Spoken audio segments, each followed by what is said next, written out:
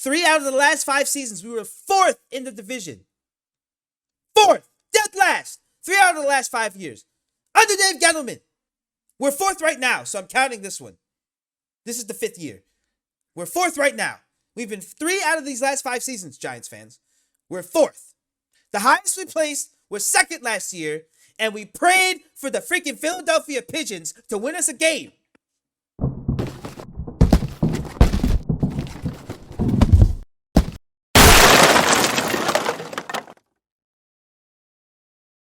Welcome back to the mother and son post-game show for the New York Giants. Family bonding. Once again, this is more usual vibe here, guys. A little sad and depressed vibe. It's about that time to get into the nitty-gritty of what is going on in the Giants locker room and behind the scenes. Focus more on that instead of focusing on the actual game itself, because we knew we were going to lose this game. There's a lot going on behind the scenes that I need to address. But before we do that, I want to make sure that everybody watching clicks the like button. A lot of you have been doing that, and we really appreciate it. We need you to keep clicking the like button, and of course, hit subscribe. We really want to see you in our subscription list, because we don't want you to miss any episodes, and especially if you click that little bell, you won't miss any episodes. Let's get going. Obviously I'm angry, but I knew we were going to lose. I knew misery was on its way. We don't have anybody starting. Saquon Barkley for the 3rd year in a row is out. We're clearing players that shouldn't be cleared to play. Whoever made those decisions to clear Kadarius Toney today and Andrew Thomas should be fired. I don't know who makes these decisions, but this is egregious. Why are we putting people in that are barely 85% from what it looks like? This guy couldn't even make it to 4th down today. How is it that we put him in the game and he can't make it to 4th down? Who made that decision? I'm so confused. And somebody who's very desperate, apparently. For what? Let's get into that. What are we desperate about, okay? Because now I'm going to dig deep into this. Let's dig into this. I haven't done this yet on this channel, but I am going to talk about Dave Gettleman and everything that you need to know about why this man should have already been fired. In the last 5 years, the Giants' record is 19 wins and 50 losses under Dave Gettleman. 50. 5-0? 5-0. Up till now, this is including this season, 19 and 50. Not even 50%, barely even close to that. Atrocious. There was a season in 2019, we were outscored by other teams 110 points. His first year as the general manager of the New York Giants, we were outscored 142 points. It gets worse. The Giants, in the last 7 of the 8 seasons, have started 0-2. The year before that, we started 0-1, and then we won our next game, tied 1-1. Over the last 5 seasons alone, the Giants, at any point in any season, have had a losing record. We haven't even gone 1-0. In 1 week, we haven't even won 1 game. And we got this guy under our management. Bruh. How is this possible? We've had 3 different head coaches. Yeah. All of them have had terrible starts. Joe Judge, to this point, I shouldn't say all. Joe Judge, to this point, his start's been, but there's no uptrend. Everyone's getting hurt. And these are the excuses that Dave Gettleman gets to hide behind, that the people he drafted and planned for aren't playing because they're hurt. And that's why, the process isn't working right now, because the key people in the process aren't there. Trust me, next year we'll come back at it. How is it that he gets to perform this poorly as a general manager, making all of these decisions, getting rid of Odell Beckham?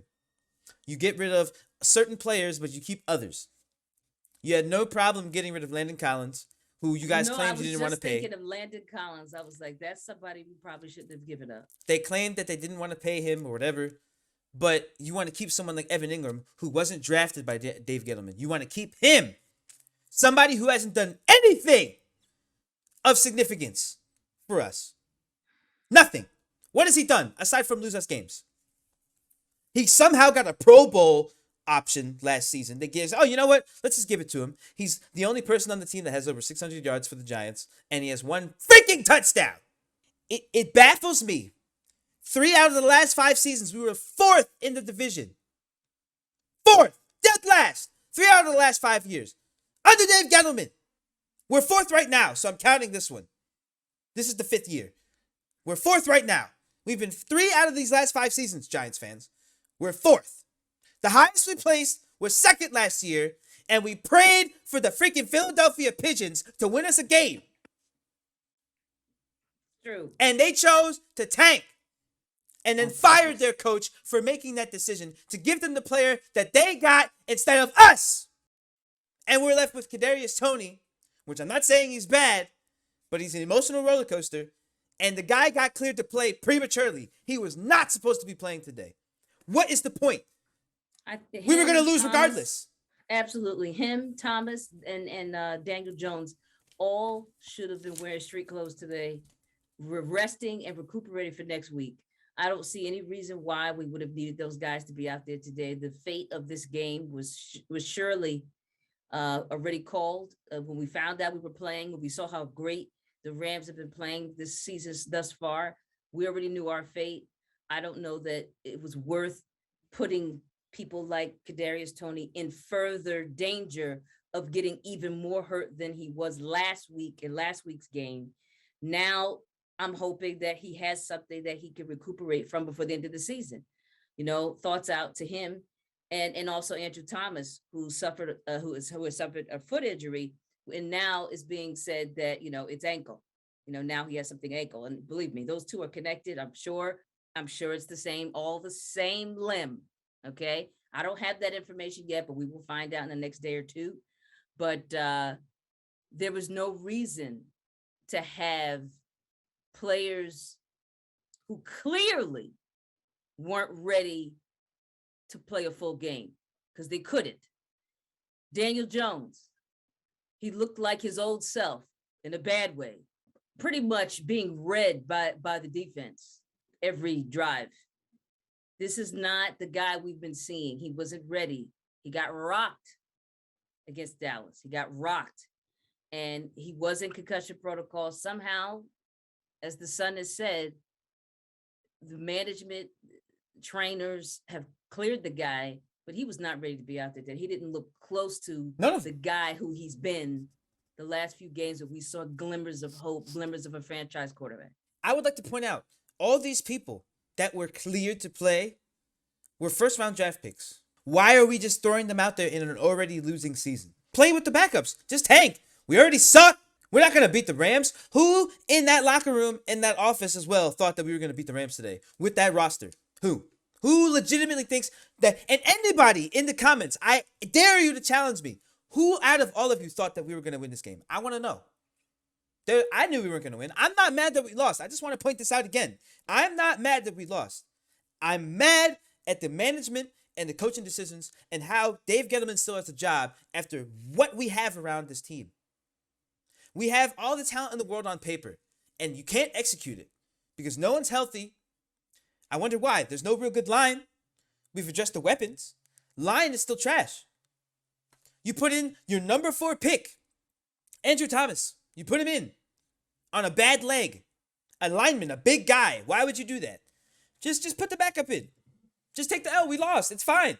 Tank the rest of the season. So you have the one more year to use where you say, oh, don't worry. We'll come back next year. Everybody was hurt. Next time we'll try it again. This is what Dave Gettleman does every year, and I'm sick of it. I'm done with Dave Gettleman. He needs to get fired. I got to tell you something. It was hard for me to keep my eyes open for this game. As much as I like watching Giants games, I struggled to stay awake. I ate my lunch, which helped me stay awake a little bit. Halftime came, I closed my eyes, and then I woke up and the next half was already on. I mean, I was not excited by this. I was not seeing anything exciting. What I was seeing is a struggling Daniel Jones. Struggling. I mean, who does he have to throw to? You can't just. I get where you're coming from, and I was frustrated. He is struggling. Who does he have to throw to? Who's protecting him?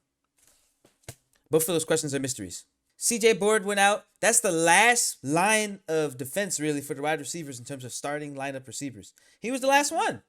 I just think it's just kind of a little lazy, and people need to train harder or something, or we need to get tougher players. I don't know. I'm just tired of seeing, heading into today's game, there was a 12-man list of who had not practiced.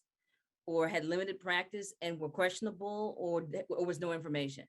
And then right before the game, they decided to activate Thomas. They activate Peppers, and Peppers, he seemed to have made it through the game okay. Just way too many people on and off. We lost. Probably Board. His forearm is messed up. Board might be done. I mean, these are guys that weren't even supposed to be playing. These are our backups, are hurt. So I don't know. We've got to get to a point where we have a healthy roster, first string roster, for more than one every other game. I don't know that we'll ever see one this season. This season, I think, is a wrap as far as healthy first string rosters. I think we're going to be playing around with practice squad and bringing in guys on the sofa who've been watching all season and are now getting a chance to play again. We brought somebody back who we cut previously. I mean, these are the things that kind of happen when you have that many injuries. So we're going to keep seeing this. We're not going to have our original first string roster. We're not going to see them the rest of the season. That's over with.